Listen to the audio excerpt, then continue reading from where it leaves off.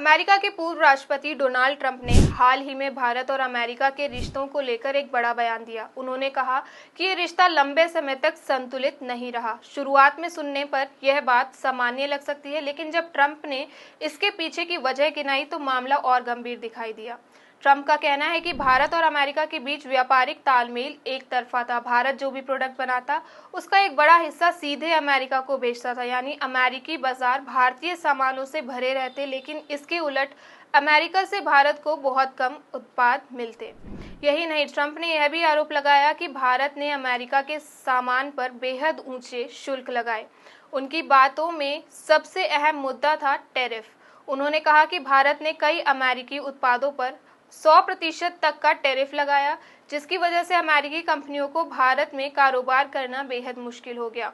यहाँ पर उन्होंने एक खास उदाहरण भी दिया, हार्ले डेविडसन मोटरसाइकिल का।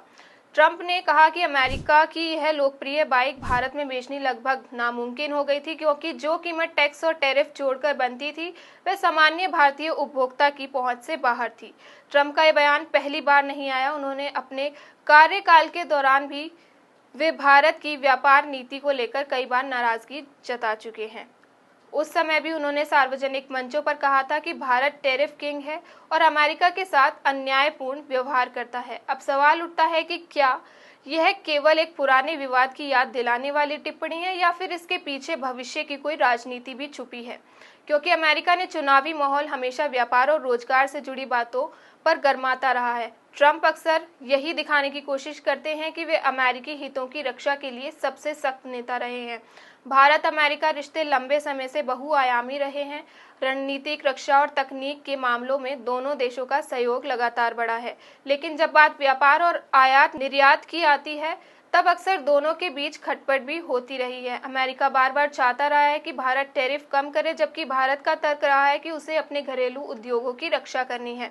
हार्ले डेविडसन का मामला तो बस एक प्रतीक है, असल सवाल कहीं बड़ा है। क्या भारत अपने बाजार को अमेरिकी कंपनियों के लिए और खोलने को तैयार है, या फिर भारत अपनी घरेलू नीति और मेक इन इंडिया जैसे कार्यक्रमों पर ही टिका रहेगा?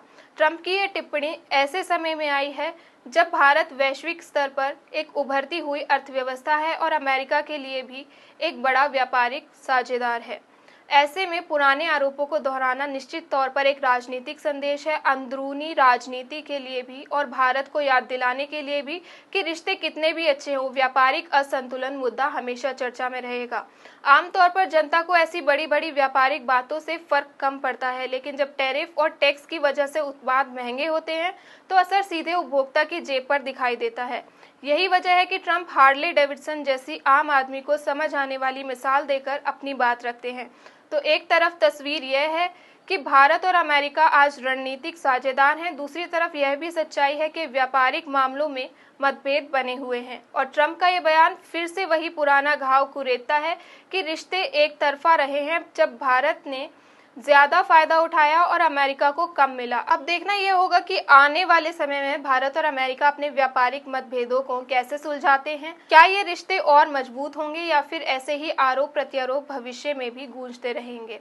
कुल मिलाकर ये कहानी हमें याद दिलाती है कि अंतर्राष्ट्रीय रिश्ते सिर्फ दोस्ताना हाथ मिलाने से नहीं चलते। असली इम्तिहान तब होता है जब बात पैसों, व्यापार और बाजारों की आती है, और ट्रंप ने एक बार फिर उसी इम्तिहान की तरफ इशारा किया है।